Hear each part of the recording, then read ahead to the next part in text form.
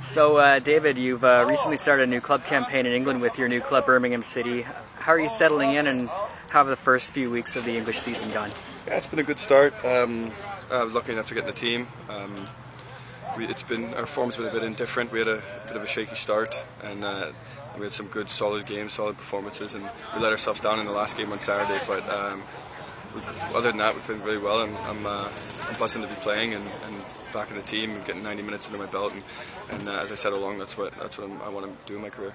You know, here with Canada, Benito's classified this as sort of phase 2 of the plan, and now there's no more, tryouts or experimentation. It's about getting results. How has the training camp gone this week so far? And what are your thoughts on the progress the team's made under Benito? Yeah, it's been good. He's implementing his style and his way of thinking and playing, and it's like I say, it's a process, but we started that process over 6 months ago, and we need to move on and start getting some results. And we've got some good quality opponents coming up, and we're here. Obviously, we want to win as many games as possible and get up those rankings and win the results business. So the process of building is coming along nicely, but we want to start putting points on the board.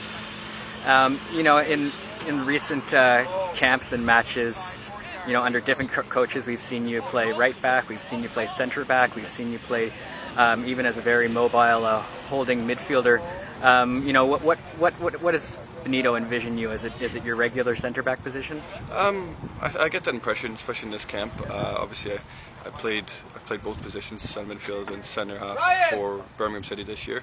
So I'm not uncomfortable in either position, but I've really sort of solidified my position as centre half at Birmingham. The first month of the season, so I mean, if he wants me to play there, then I'm more than willing to.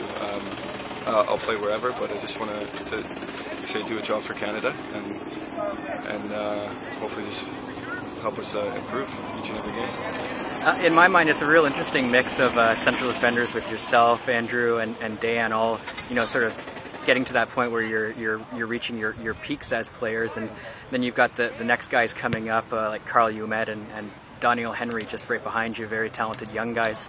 Do you think that position is becoming like one of depth and one of strength for the team? Yeah, definitely. I mean, like you say, we've got the youngsters coming through.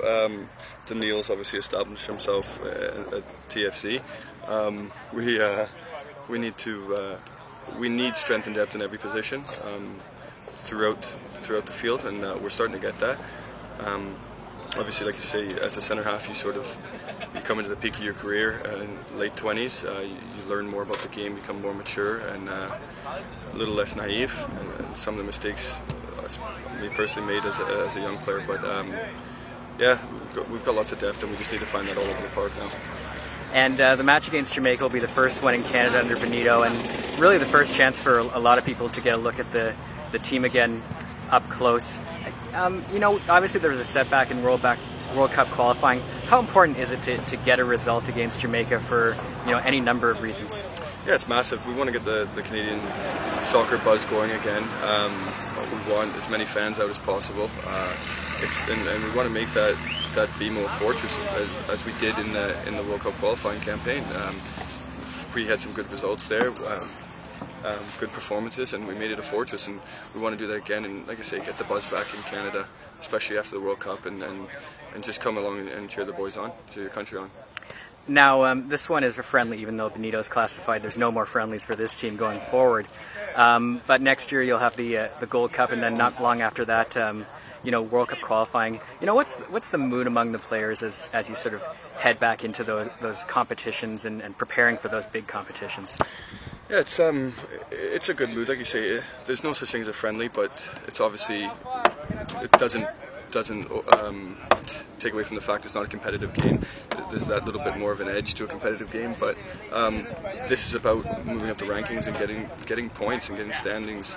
And like you say, the manager said there's no more friendlies, and we totally agree with that. We're on the same page, and we need to win as many games as we can to build confidence and build the feeling within the camp. Thanks very much, Dan. Cheers.